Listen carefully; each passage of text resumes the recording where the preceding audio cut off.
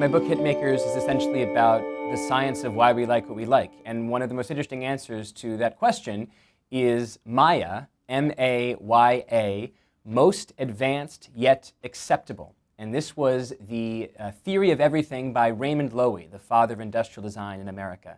And a lot of people today don't know who Raymond Loewy is, but this is a guy who was essentially kind of like Steve Jobs meets Don Draper for the 1950s. He invented or designed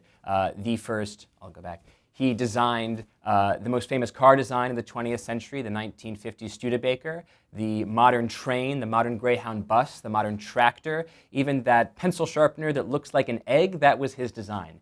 And in thinking about this question, how could one person understand what consumers want from things as different as cars and pencil sharpeners?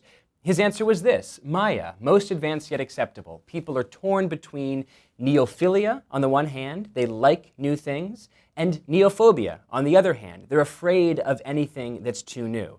And he was this genius, essentially, at combining familiarity and surprise. I think the most useful way to think about the Maya principle is to think of it as to sell something familiar, make it surprising, but to sell something surprising, make it familiar. So let's take an example like Star Wars. George Lucas was working on Star Wars for a long, long time. The script was absolutely terrible. He was sharing it with his best friends like Francis Ford Coppola, and they were all telling him that the script was absolute garbage. And he had essentially built this incredibly surprising, novel, new world filled with Jedis and forces and magic and creatures that no one had seen before. And then he was reading this book by Joseph Campbell on the monomyth, on this idea that every great story in human history has essentially been the same story of an ordinary person who goes on an extraordinary journey, defeats a nemesis intimately involved in his own origin story, and then comes back to the real world as the hero. And so he said, oh, this is it. This is the story that explains that is Jesus, that is Buddha, that is the Odyssey and the Iliad. I'll take this incredibly familiar structure and I'll put it into this incredibly surprising world-building exercise, and that is Star Wars. It essentially sells an incredibly surprising world in an incredibly familiar narrative setting. And I think that's one reason why we like it. It's not so much that it's novel, it's that it's a novel setting that is essentially telling the oldest story known to man. So it matters where you're starting. If you're starting with an incredibly familiar product or a really familiar intellectual property, like say movies and creating a movie sequel, the challenge for those writers is how do we create a surprising new story that will get people back to a familiar character, right? But lots of people are dealing with the opposite problem. They have a new idea and they're trying to make it familiar to an audience. And the best examples from here all come from technology. I think about the first Apple Macintosh. Where Steve Jobs famously said, I need the screen to say hello. I need it to look like a face. He's creating an entirely new product category that people aren't really used to. And so he understands how critically important it is to take something that is novel and to sell it through familiarity. This is a friend. You see the exact same thing, I think, with AI assistants.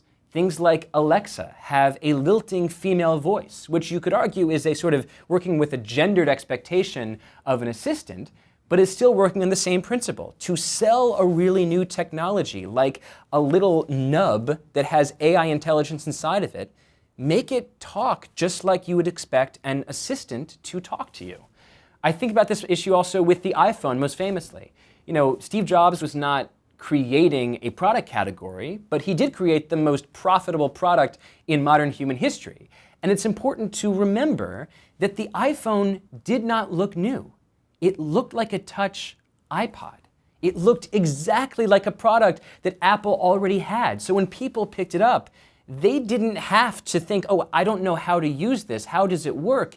He essentially took an information ecosystem that they understood and said, now it also does calls and internet. And so I think that it's really important when selling a new product, when taking a new idea and trying to make it appealing, trying to make it popular, to not think about making that surprising idea as surprising as possible because people love to be surprised. No, take the surprising idea and make people feel comfortable with it. Make it feel like home. Make it feel familiar.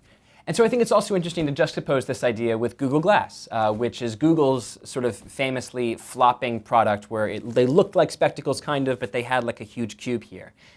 The point is that I think one of the big problems with Google Glass is that it looked like a prototype. It looked like a toy for nerds. And in fact, I went to X recently and wrote a cover story about X. And I talked to a lot of people who worked on Google Glass, and they said the biggest problem with its rollout is that we had a prototype for nerds, and we sold it as a product for consumers. And that was a mistake. We told people that this is the new iPhone, that this is the new product category that's going to redefine the way that we interact with computers and the internet. But that's not really what it was. It was a nice tool for manufacturing and construction workers to put something on that looked like goggles and record their work and send it back to supervisors. But stop for 2 seconds and think, who wears goggles on a daily basis? No one. People wear glasses, but Google Glass didn't look like glasses. They looked like weirdo goggles. And so I think that it's really important when trying to introduce a new product category to think as clearly as possible, how do I make this feel as familiar to its core audience as possible, particularly when it's a bright new idea? And I think that Google failed tremendously in that aspect because they didn't understand properly enough the habits and the familiarities of the people that they were ultimately selling to.